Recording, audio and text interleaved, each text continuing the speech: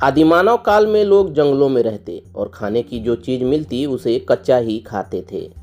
फिर कुछ समय बीता, आग से वाकिफ हुए तो खाना पकाना शुरू कर दिया।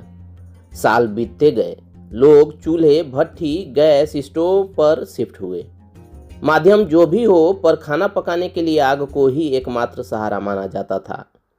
तब किसी ने ऐसा नहीं सोचा था कि बिना आग के इस्तेमाल के भी खाना पकाया जा सकता है, वो भी किसी ऐसी तरंग माने वेव की मदद से जो दिखती तक नहीं। पर अगले कुछ साल में ऐसा मुमकिन हुआ जब माइक्रोवेव की डिस्कवरी हुई। जैसे कि इतिहास और विज्ञान गवाह हैं कि बड़े बड़े खोज वहाँ हुए हैं जब और जहाँ किसी ने उसकी कल्पना तक नहीं की थी। ऐसी ही कहानी माइक्रोवेव ओवन के आविष्कार की भी है। आज से करीब 80 साल पहले की बात है। एक व्यक्ति की चॉकलेट पिघल गई। उन्हें अचंभा हुआ। बार बार चॉकलेट पिघलने का कारण ढूंढते हुए माइक्रोवेव की खोज हो गई। ये तो है शॉर्ट स्टोरी। असल में क्या हुआ था, आज के इस वीडियो में विस्तार से जानते हैं।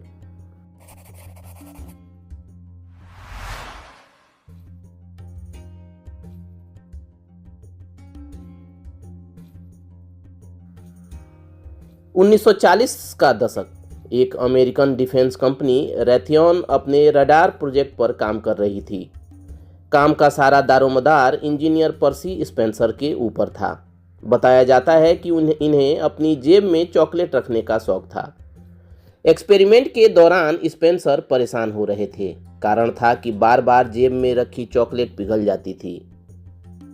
वो सोच में पड़ गए कि क्या चल रहा है ये सब। बाकी कोई और होता तो इस बात को जाने देता, पर जैसा कि हमने पहले बताया कि वो थे चॉकलेट के शौकीन, तो उन्हें जानना था कि ऐसा क्यों हो रहा है।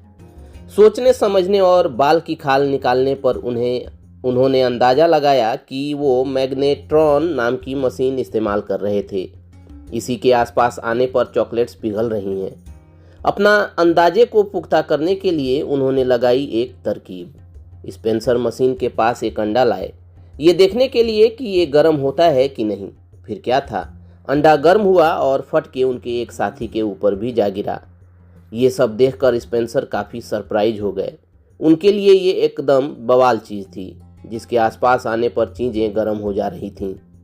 पर्सी स्पेंसर को एहसास हो चुका था कि मैग्नेट्रॉन से जो तरंगें निकल रही हैं वही खाने की चीज़ों को गर्म कर रही थीं। ये माइक्रोवेव एक तरह की इलेक्ट्रोमैग्नेटिक तरंगें थीं जो मैग्नेट्रॉन को खाना गर्म करने में मदद कर रही थीं।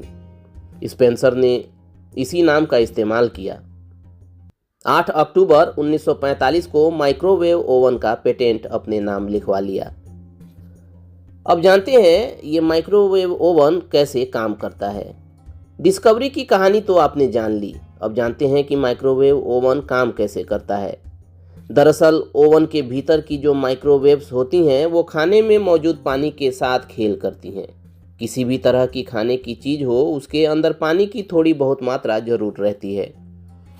पानी के यही कण माइक्रोवेव्स की एनर्जी को ऑब्जर्व करने लगते हैं और फिर हिलते हैं, 1 सेकेंड में अरबों बार।